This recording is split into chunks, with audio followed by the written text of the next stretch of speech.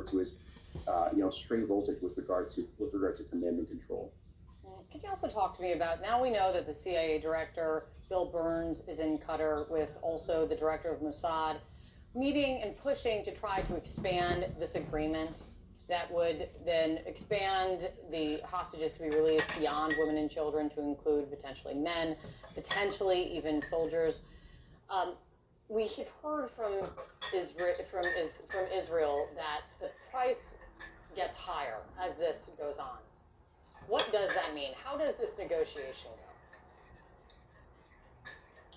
Yeah, I think it's no mistake that Tony Blinken is heading back to the region, and you've got Bill Burns, who is just a masterful statesman involved in this negotiation.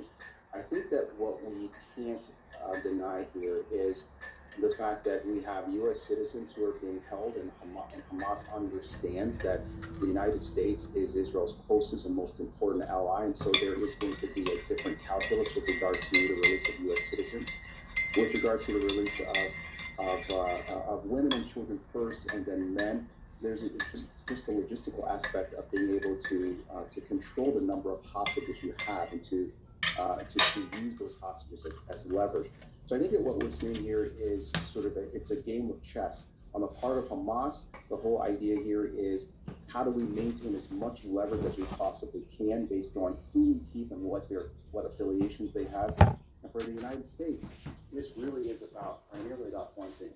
The United States simply does not want to see hostilities resumed before all of those hostages are recovered. So we just have to see how this plays out, but really this is a masterful game of chess here. A horrific game of chess. Oh, Sean, thank you so much for coming in. Always appreciate your time. So we're talking about the negotiations to get more hostages out, but as more hostages are being released, we are hearing new details about their time in captivity. We've told you about 9-year-old Emily Hand. She was kidnapped by Hamas during a sleepover at a friend's house. Her father originally told she was dead, then later found out that she had been taken hostage. You've seen pictures of their reunion finally. Now she is back in the arms of her father, and Thomas Hand spoke to CNN's Clarissa Ward about these first moments and also what she told her father about her time in captivity.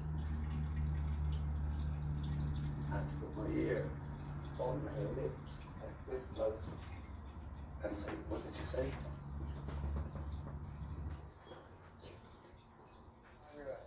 She said, "I thought you were kidnapped." She thought I was in captivity. They thought